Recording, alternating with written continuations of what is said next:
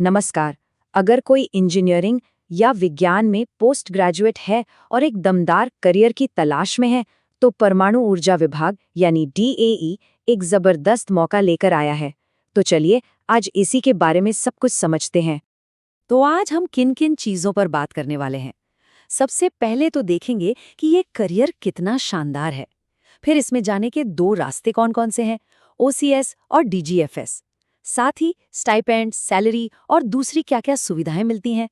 Selection का पूरा process क्या है, और हाँ, सबसे जरूरी बात, कौन-कौन इसके लिए एलिजिबल है। तो सबसे पहले ये समझते हैं कि आखिर ये मौका इतना खास क्यों है।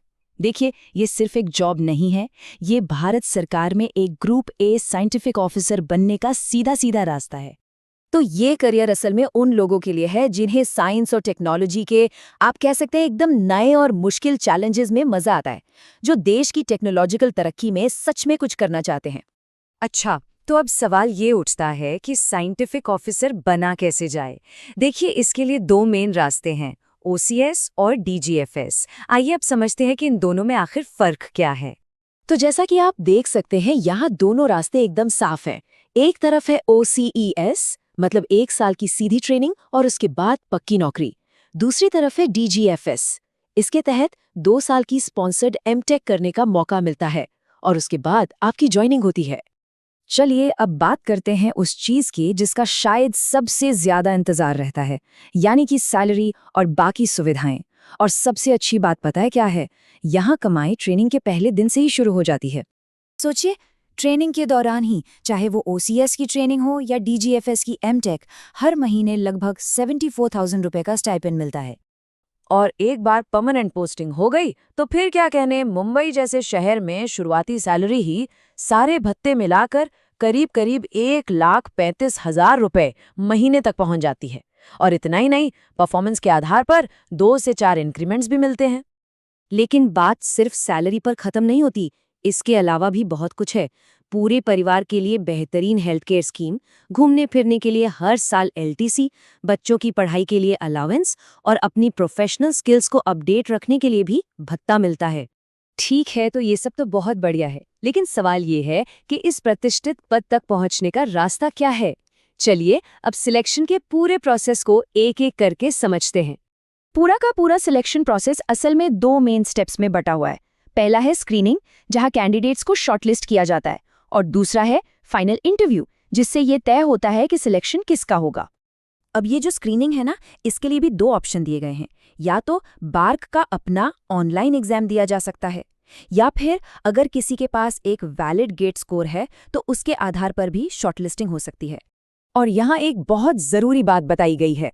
सिलेक्शन के चांस को बढ़ाने के लिए ये सलाह दी जाती है कि ऑनलाइन एग्जाम और गेट स्कोर दोनों ही रास्तों का इस्तेमाल किया जाए।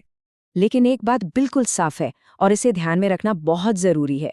शॉर्टलिस्टिंग चाहे एग्जाम से हो या गेट स्कोर से, फाइनल सिलेक्शन सिर्फ और सिर्फ इंटरव्यू में परफॉर्मेंस के आधार पर ही होगा। चलिए अब आते हैं सबसे अहम सवाल पर, कौन लोग इसके लिए अप्लाई कर सकते हैं, यानी कि एलिजिबिलिटी क्राइटेरिया क्या है। आइए अलग अलग डिसिप्लिन्स के लिए जो क्वालिफिकेशन चाहिए उन्हें डिटेल में देखते हैं। तो अगर इंजीनियरिंग कैंडिडेट्स की बात करें तो उनके पास mechanical, chemical, electronics, computer science या फिर सिविल, इनमें से किसी भी ब्रांच में बीई, बीटेक या 5 साल की इंटीग्रेटेड एमटेक की डिग्री होनी चाहिए। और जो लोग साइंस बैकग्राउंड से हैं, उनके लिए फिजिक्स, केमिस्ट्री, बायोसाइंसेज या जियोलॉजी में एमएससी या इंटीग्रेटेड एमएससी की डिग्री होना जरूरी है। हाँ, एक बात का ध्यान रखना बहुत जरूरी है। कुछ इंजीनियरिंग डिग्रियां हैं जैसे कि aerospace, automobile, IT, software engineering, ये इस भर्ती के लिए एलिजिबल नहीं हैं। और ठीक इसी तरह साइंस में भी कुछ डिग्रियां हैं जिन्हें एलिजिबल नहीं माना गया है, जैसे कि मेडिकल फिजिक्स, इंडस्ट्रियल केमिस्ट्री और फॉरेस्ट्री। अब अगर उम्र की बात करें तो जनरल कैटेगरी के लिए जो अपर एज लिमिट है वो 26 साल रखी गई है।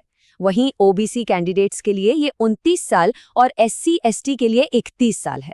इसके अलावा नियमों के हिसाब से दूसरी छूट भी मिलती है। और अब वो जानकारी जिसका सबको इंतजार होगा, यानी जरूरी तारीखें। इन डेट्स को कहीं नोट कर लेना बेहतर होगा। ये 2026 बैच के लिए पूरी टाइमलाइन है, एप्लीकेशन शुरू होने से लेकर प्रोग्राम के आगाज तक। तो सारी जानकारी अब सामने है, रास्ता भी साफ है और मंजिल भी। अब सवाल बस एक ही है, क्या ये वो मौका है जिससे एक हाई इम्पैक्ट साइंटिफिक करियर की शुरुआत की जा सकती है?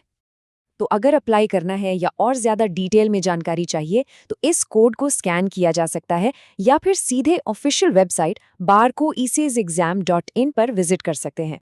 और आखिर में एक बहुत ही अच्छी बात, डीएई खास तौर पर महिला उम्मीदवारों को अप्लाई करने के लिए प्रोत्साहित करता है, ताकि देश के इस अहम विभाग में एक बैलेंस्ड और डाइवर्स वर्कफोर्स तैयार हो सके।